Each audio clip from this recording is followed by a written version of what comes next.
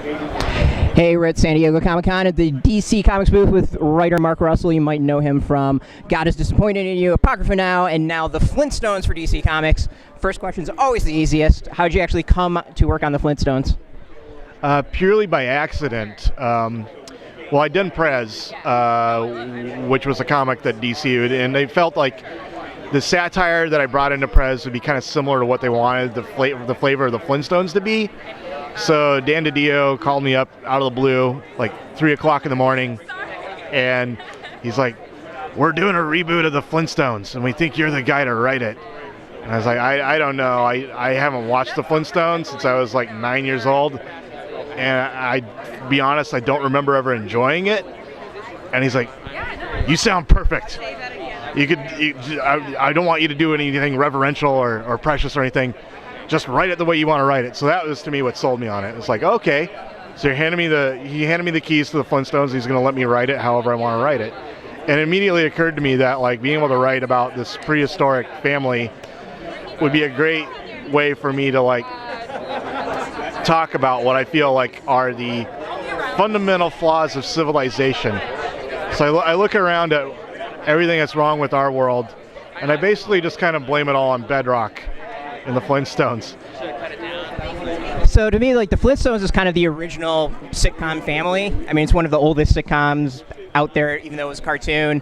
But even back then, it was very much about, you know, everyday life. It was about Fred working, coming home, kind of hating going to work and having to deal with day-to-day life. I mean, is that kind of stuff that you're still bringing into the comic series? Yeah, I mean, you watch the original Flintstones, and the jokes themselves, the gags, are really kind of generic and broad and not very good.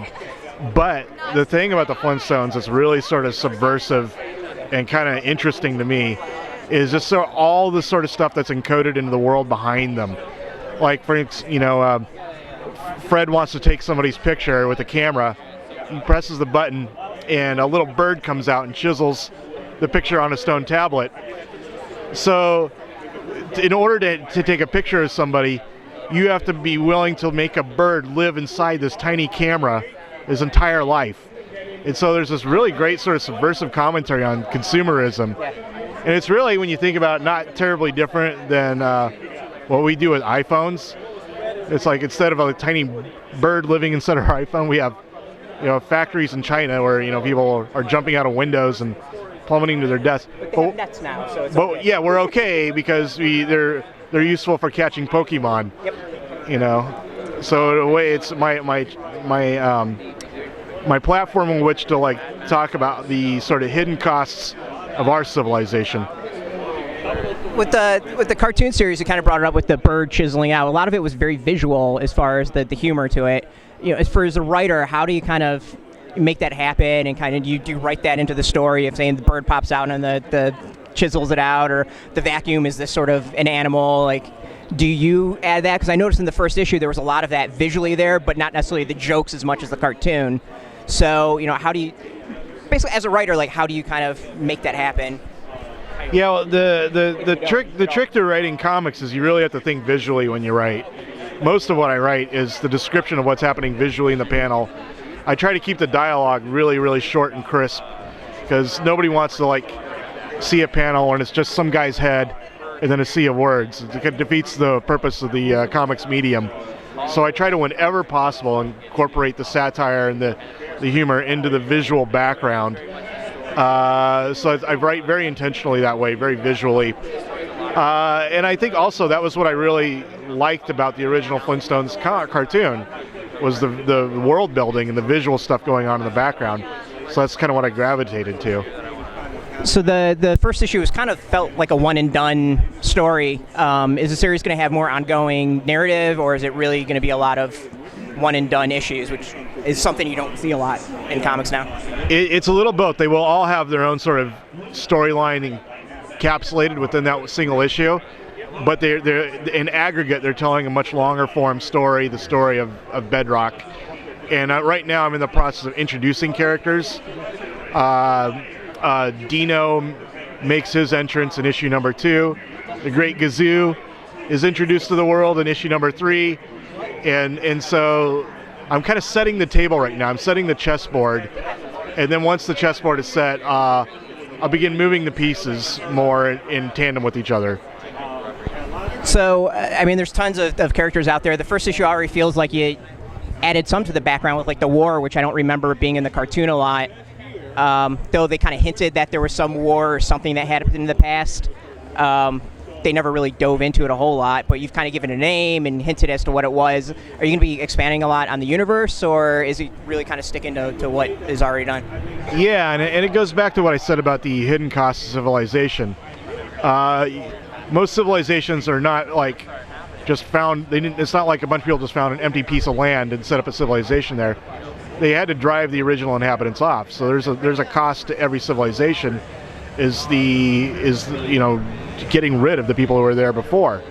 And so Bedrock, was built in the same way. They had to get rid of the inhabitants who lived in the forests that covered Bedrock before it was turned into like a quarry town.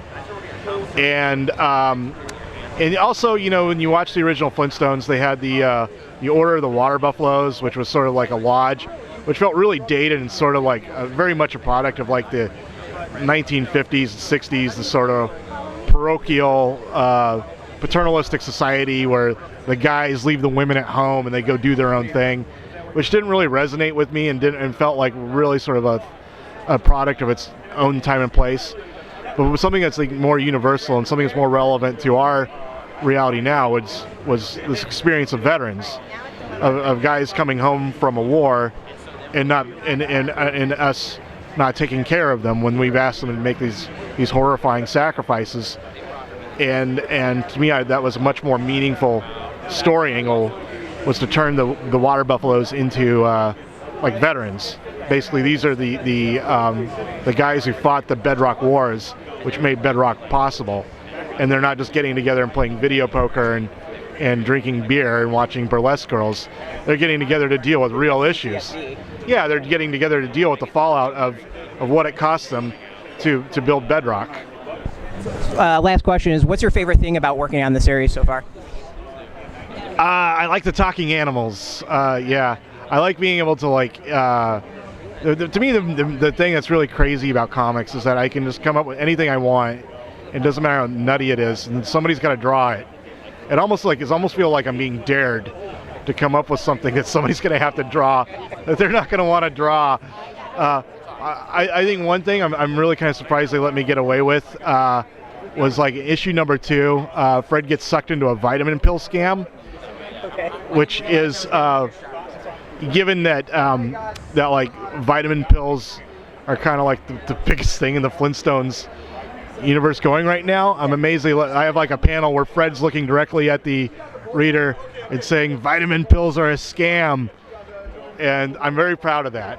I'm very proud that they let me put Fred Flintstone look directly at somebody reading a Flintstones comic and tell them that vitamin pills are a scam.